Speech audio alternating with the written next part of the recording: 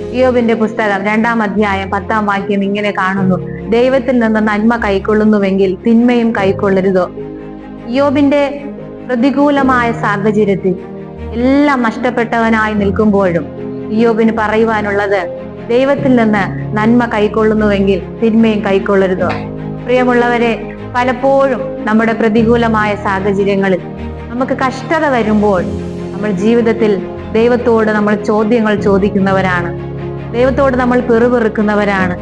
പലപ്പോഴും നമ്മൾ പ്രാർത്ഥിക്കുന്നവരാണെങ്കിൽ പോലും നമ്മുടെ വീട്ടിൽ നിന്ന്, നമ്മുടെ ബന്ധുക്കളിൽ നിന്ന്, നമ്മുടെ മിത്രങ്ങളിൽ നിന്ന് നമുക്കൊതിനെതിരെ ചോദ്യങ്ങൾ കടന്നു വരും.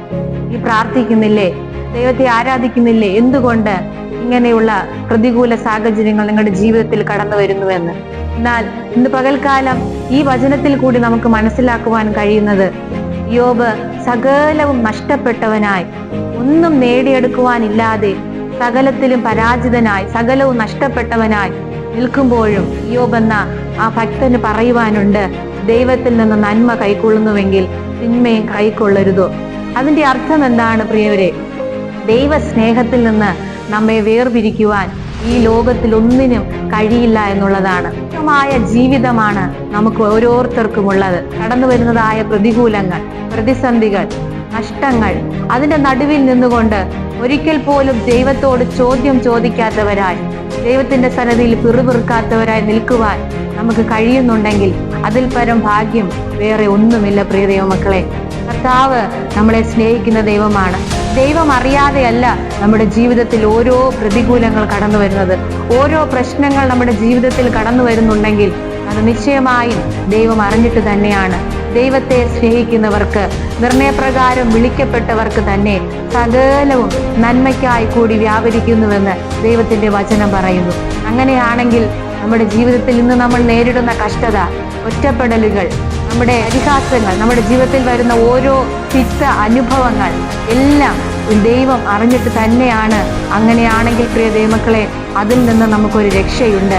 നമ്മൾ അനുഭവിക്കുന്ന തിന്മയുടെ അനുഭവങ്ങൾ നാളേക്ക് വലിയ നന്മയ്ക്കായി മാറ്റുവാൻ ദൈവം വിശ്വസ്തനാണ്. ഇയ്യോബ് തൻ്റെ കഷ്ടതയിൽ പിന്മാറാതെ ആ ദൈവത്തോടുള്ള സ്നേഹത്തിൽ പറ്റി നിന്നതുകൊണ്ട് ഇയ്യോബിന് നഷ്ടപ്പെട്ടതെല്ലാം ദൈവം ഇരട്ടിയായി മടക്കി കൊടുത്തുവെന്ന് നമുക്ക് ഇയ്യോബിന്റെ പുസ്തകം അവസാന ഭാഗങ്ങളിലേക്ക് കടന്നു ചെല്ലുമ്പോൾ കാണുവാൻ സാധിക്കും. പ്രിയ ദൈവമക്കളെ, കഷ്ടതയാണോ നമ്മുടെ ജീവിതത്തിൽ? പ്രതികൂലമാണോ? ഒറ്റപ്പെടലുകളുണ്ടോ?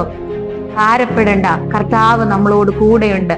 നമ്മൾ ദൈവസന്നിധിയിൽ പിറുപിറുക്കാതെ, ദൈവത്തോട് ചോദ്യങ്ങൾ ചോദിക്കാതെ, കർത്താവേ, അങ്ങ് അറിയുന്നു എൻ്റെ ജീവിതത്തെ, എൻ്റെ ജീവിതത്തിൽ വരുന്ന ഈ പ്രതികൂലങ്ങൾ, പ്രശ്നങ്ങളെല്ലാം എൻ്റെ ദൈവം, എൻ്റെ വലിയവനായ ദൈവം അറിഞ്ഞിട്ട് തന്നെയാണ് നിങ്ങൾ ഉറപ്പോടെ കർത്താവിന്റെ സന്നിധിയിൽ താഴ്ത്തി ഏൽപ്പിക്കാമെങ്കിൽ, എല്ലാ ഭാരങ്ങളെയും ദൈവസന്നിധിയിൽ കൊടുത്തുകൊണ്ട് പ്രാർത്ഥിക്കാമെങ്കിൽ, ഇന്നുള്ള ഈ തിന്മയുടെ അനുഭവങ്ങൾ, ഇന്നുള്ള ഈ കഷ്ടതകൾ, ഇന്ന് വന്ന ഈ നഷ്ടങ്ങൾ നാളേക്കുള്ള നന്മയ്ക്കായി, ലാഭമായി തീർക്കുവാൻ ദൈവം വിശ്വസ്തനാണ്. ദൈവം സഹായിക്കട്ടെ, ദൈവം അനുഗ്രഹിക്കട്ടെ. God bless you. ആമേൻ.